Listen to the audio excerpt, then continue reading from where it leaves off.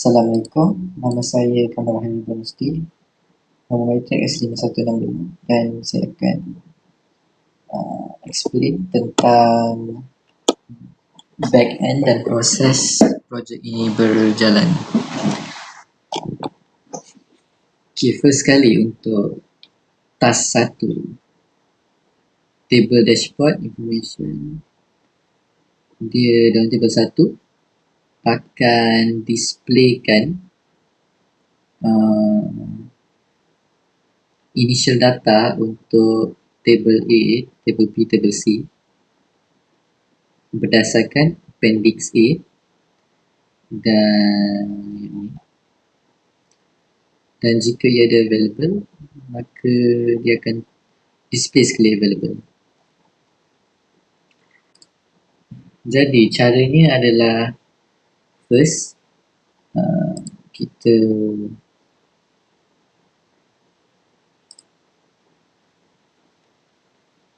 buat cut dulu front end dia, display food semua, quantity, table A, table C, table D.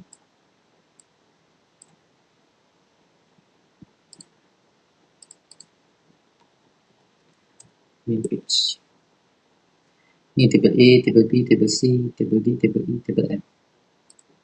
Dan cara dia ambil data tu adalah dia akan ambil daripada Ajax. Dia guna Ajax untuk fetch data daripada API URL tables. Yang URL tables ni diambil daripada main PY tables dan at root flash ni diambil daripada tables punya data. Jadi kat sini tables, saya ada sini data dia A, B, C. Jadi table ni akan pergi kepada main.py di sini dan dia akan return JSON data.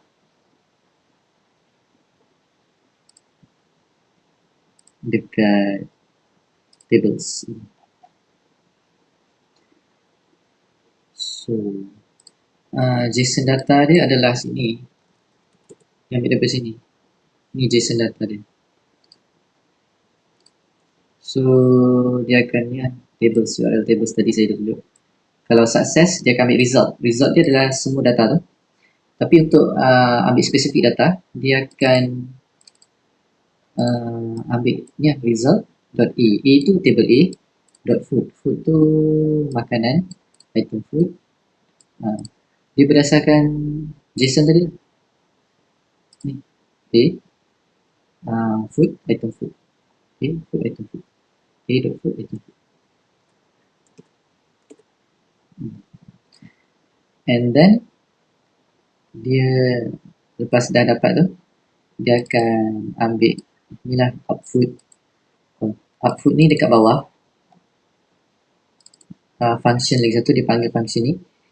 Each data tu dia akan ambil index dengan value dia. Dan dia akan incrementkan value tu, incrementkan index tu dan ambil value. So dia akan dalam bentuk list lah.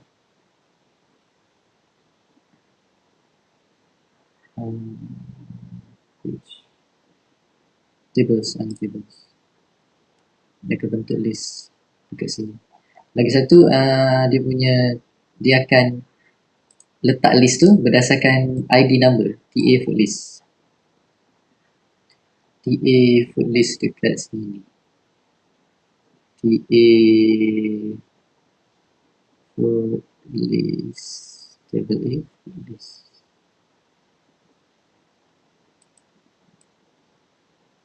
Ni TA food list. Yang lain tu sama, TA food one, TD food one. Jadi dia akan ambil semua daripada quantity, quantity food, quantity drink, food, drink, time and status dan displaykan kepada sini. Okay. Then untuk yang kedua adalah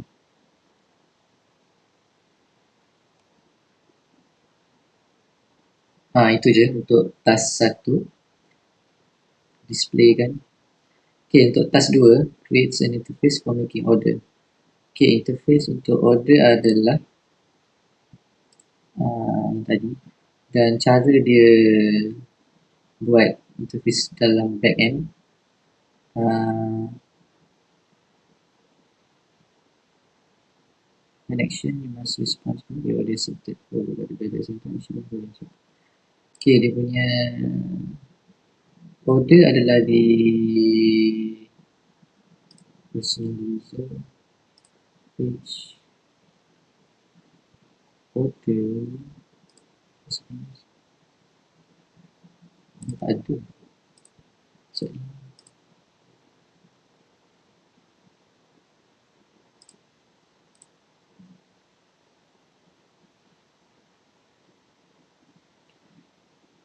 Dashboard menu. Ini dia punya front page untuk menu.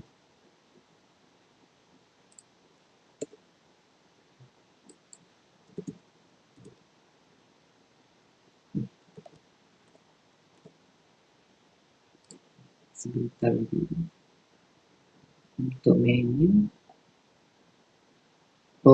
untuk menu dia akan pilihlah table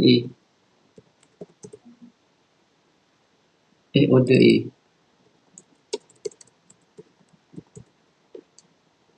Ni untuk front page menu untuk table A. Cara dia berfungsi adalah dia akan ambil table ID ni daripada URL dan akan masukkan kepada function ni, order function. So lepas tu dia akan pass kepada semua untuk tahu table ID. Jadi table ID ni dia punya value dia dynamic, boleh bertukar-tukar berdasarkan menu yang table yang dipilih oleh customer dalam bentuk QR code. So dia akan cari if request adalah post, iaitu pada table kat menu ni. Dia akan check sebab form ni adalah post, dia akan hantar order ni dengan table ID. Dan ni Flask punya code, dia akan hantar kepada table ID. Then dia akan request form dalam table ni. Dia akan ada form, maksud saya menu akan dimasukkan kepada form, dan form ni dia akan ada butang submit.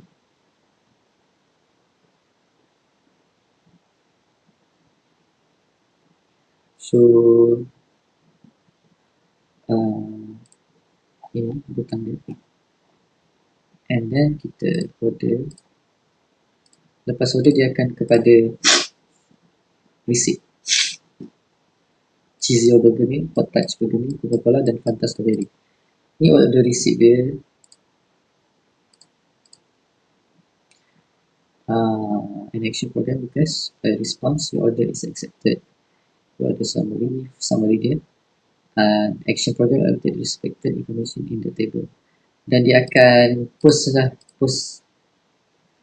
semua ni. Dia akan mula-mula first kali dia punya proses dia adalah akan minta form. Ni dia akan initialize data dulu untuk disimpan. So setiap key ni adalah yang dalam name, dalam name ni dia ada ni, dia ambil daripada name input ni. Kalau F adalah food, D adalah drink, untuk kita bezakan. So untuk key, dia akan ambil quantity input dia, sebab input type dia adalah number, jadi ada quantity. In order items, form tadi items. So jika length quantity tu adalah lebih daripada kosong, maknanya tak kosong kita punya menu tu, data yang diterima, order. So key first sekali adalah F, dia akan check sama ada itu food atau drink. Kalau food, dia akan check yang kedua pula. Key dia yang kedua adalah 1, sebab kalau array dia punya mula daripada kosong. So food dia akan check dia punya array yang kedua, iaitu 1. Array kedua adalah dia punya index. Index tu sebab dalam food kita, dia nak simpan dulu index dia. Sebab dalam kita punya menu, dia ada food dan kosong, 1, 2, 3, 4, 5, 6, 7, 8, 9, 10. Dia ambil berdasarkan menu di sini.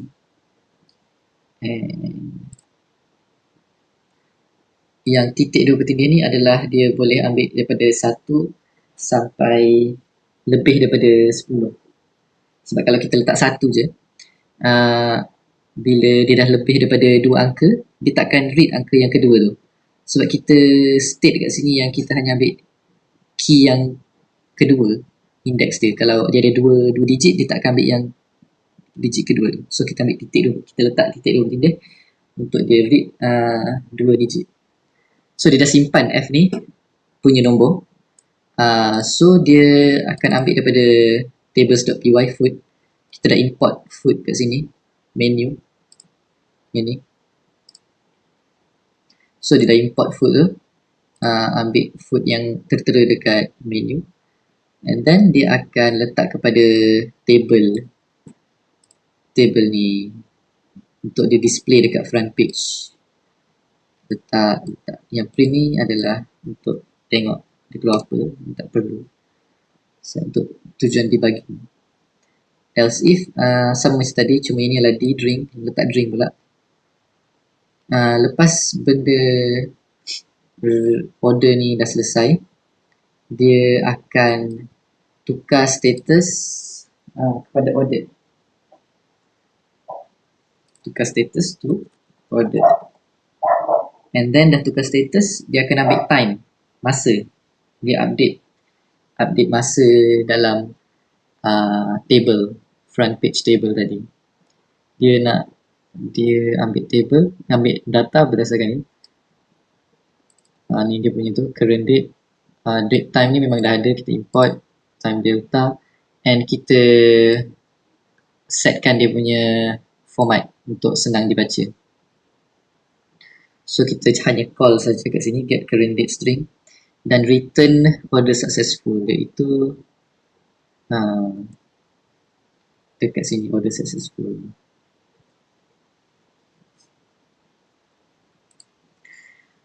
Selepas tu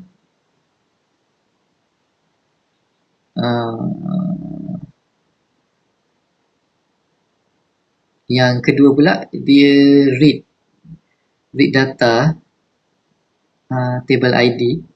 Jika table tu available, dia akan boleh masuk menu.html. Jika tidak, dia akan keluar error. Jadi hanya table yang available saja kita boleh masuk. Okay, next adalah app.root untuk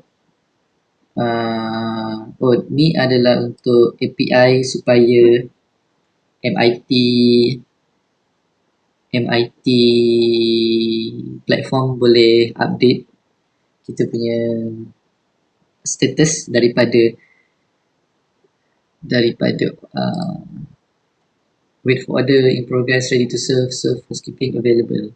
Dia akan tukar berdasarkan MIT ada. So dia akan return table ID dengan status dekat depan bila dia berkomunikasi dengan API ni. Status ID, status table, dia akan masuklah kepada table mana yang diminta. Contohnya table ID first, dia ambil status dan tukar statusnya kepada status ID ni, dia ambil daripada sini, status punya ni, status ID 0123, status tu kita dah import daripada atas, daripada status tukar, dan dia akan return kat MIT benda ni, table apa yang sudah dihantar semua. Okay, itu sahaja untuk back end. Untuk interface ni akan ada rakan saya yang akan explain kan. Okay, terima kasih dan itu sahaja buat hari ini.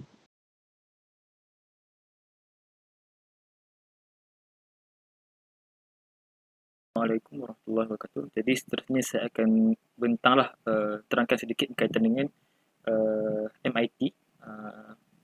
Jadinya seperti yang kita lihat di skrin, paparan skrin, ini adalah design lah untuk paparan handphone kita. Dekat sini adalah paparan handphone kita dan sini adalah phone kita lah.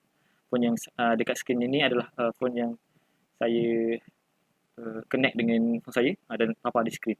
Dan kat sini inilah dia punya susunan dia dekat dalam MIT AI tu app inventor MIT. Okay. Sebenarnya kita menggunakan button dan satu optional yang saya tambah iaitu selected table ni untuk update lah apa yang berlaku. Dan ini susunan dia. Dan kata yang susunan dia saya lah susun lah mengikut dari kesesuaian dari segi height atau dia punya height, width dan sebagainya. Jadinya saya terangkanlah untuk blok. Tapi sebelum tu selepas susun ada satu lagi saya tambah iaitu connectivity. Saya tambah web lah, web yang untuk ambilkan connect coding dengan MIT Inventor ni. So untuk blok pula, untuk coding blok inilah susunan blok dia sebegini. Dia pertama sekali dia akan initialize untuk color. Bila color aktif, color tu ditekan, button tu ditekan, contohnya kalau tengok kat skrin, saya tekan button A, dia akan jadi kuning. Tapi kalau color idle jadi warna hijau lah, yang lain warna hijau. Saya tekan B, yang lain warna hijau. Itulah. Lepas tu seterusnya ini adalah susunan ataupun susunan lah untuk functionkan color table. Contoh sini jika table A sama dengan A, dia punya color yang lain akan set color A ni color aktif. Color aktif ni kat sini. Global color aktif akan jadi kuning lah. Dan yang lain akan menjadi idle, warna hijau. Dia akan set color idle iaitu warna hijau. Kalau tengok sama je susunan, cumanya berbeza dari segi pilihan. Contoh kalau sini table B. Kalau dekat if get table B.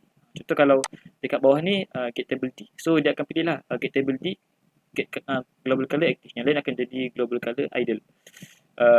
Samalah sampai akhir. Jika else ni sekiranya table tu tak adalah table yang tidak dikenali, kan selain pada 6 table lah. Satu A, B, C, D, E, F, dan kalau betul lain dia akan keluarkan none. Lepas tu sebenarnya ni lah untuk button. Bila ni untuk ni lah action bila button diklik. When button table A diklik, dia akan call table A lah. Dan sampailah ke F. Dan ini adalah susunan. Ataupun yang ini adalah blok untuk proses punya button. Tengok di sini ada wait for order, progress, ready to serve, housekeeping dan available. Ni kalau saya tekan button dekat phone saya ni, wait for order, dia akan update lah kat sini. Updated table B, status wait for order. Kalau tekan pun, tekan ready to serve, dia akan tukar ready to serve. Begitu. Dan kat sini ni, dia call lah. Dia akan panggil jom makan API got text. Maksudnya, jom makan API ni adalah web yang kami connectkan dengan coding. Lepas tu bila dapat konteks saya akan pergi ke selected table, akan ke text, get respon konteks. Lepas tu inilah dia punya button, blok untuk button. Kalau call ada table, build table kepada ID. Ni adalah array untuk table. Kosong untuk update, untuk wait for order. Lepas tu satu untuk in progress, dua untuk serve, dan sampai akhir adalah available untuk remote.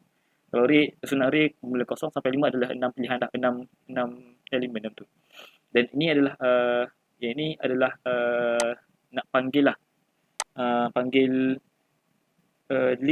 link yang kami simpan coding tersebut. Kat sini ada punya API untuk coding, dan yang ni adalah dia punya ni lah, nak function kan antara MIT dengan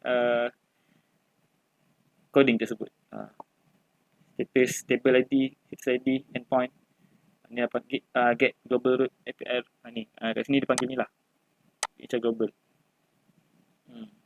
Dan itulah sedikit berkaitan dengan MIT Inventor.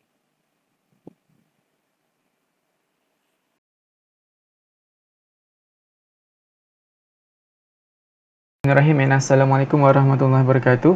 Nama saya Muhammad Fitri bin Zaini, S52188, bersama dua lagi rakan ahli kumpulan saya, S51565, Kamarul Khairi bin Rosdi, S52403, Ahmad Irfan Naim bin Amir Hamzah.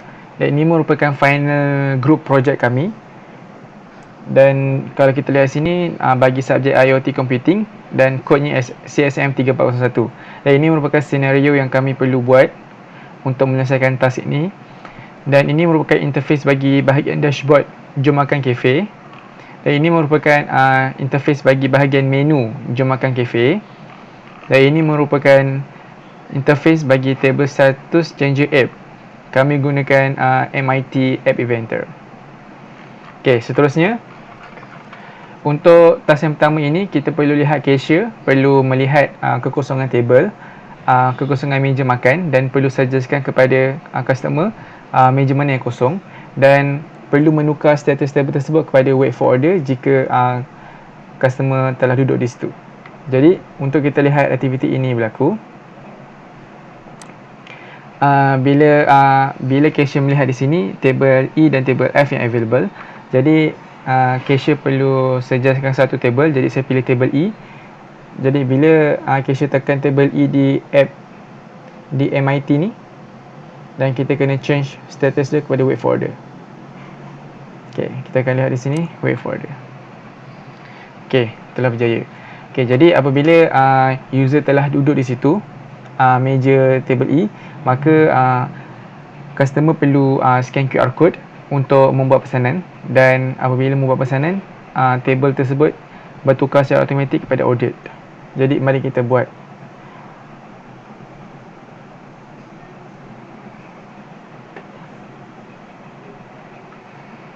Ini merupakan susunan meja bagi kafe, dan ini adalah QR code bagi setiap meja yang telah kami buat.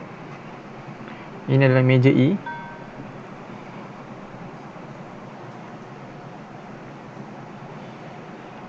Okey, seperti yang kita lihat di sini, ini merupakan menu yang kami telah tambah.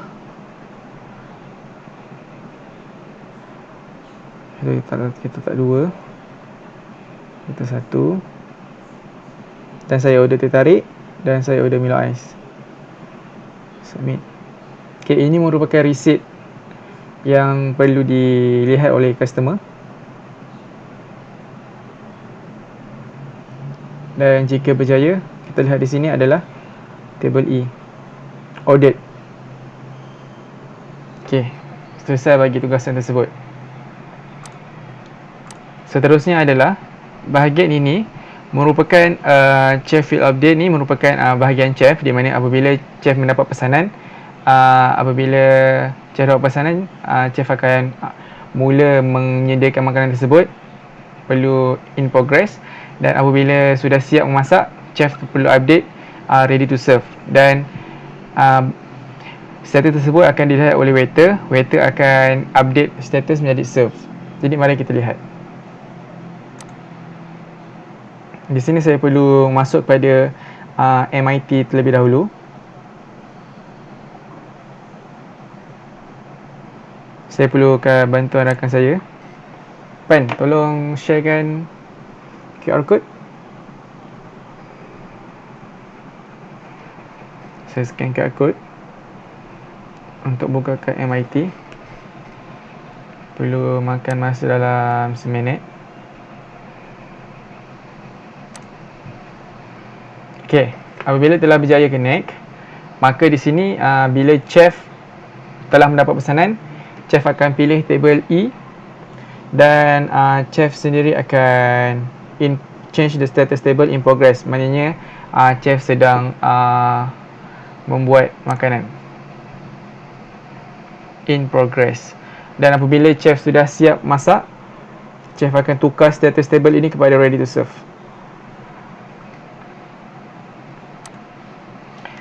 And akan bertukar ready to serve. Dan apabila waiter telah dapat notifikasi, waiter telah ambil makanan tersebut, akan tukar kepada serve.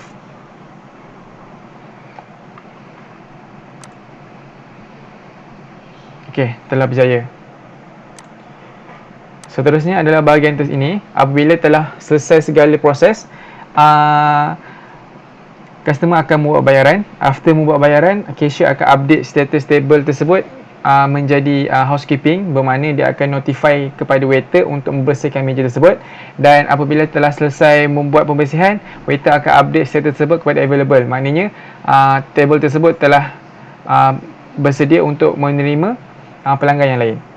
Jadi kita akan lihat bagaimana cara ini berlaku.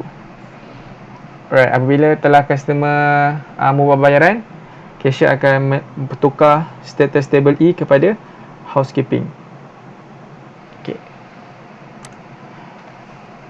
Alright, dan seterusnya apabila telah siap mengemas, waiter akan upgrade available, di mana bermaksud table ini telah tersedia untuk pelanggan seterusnya. Okay, ini saja proses senario yang berlaku.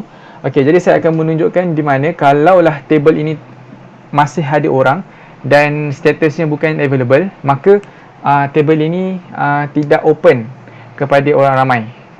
Jadi saya akan buktikannya di mana QR code table B, di mana tadi prosesnya adalah bukan available, maka saya akan scan table B dan anda akan boleh lihat akan ada some error. Okay, di mana orang pengguna lain tidak boleh buat order melalui meja B. Dia kena mencari dalam table yang berstatus available. Sekian sahaja daripada saya. Sekian, terima kasih.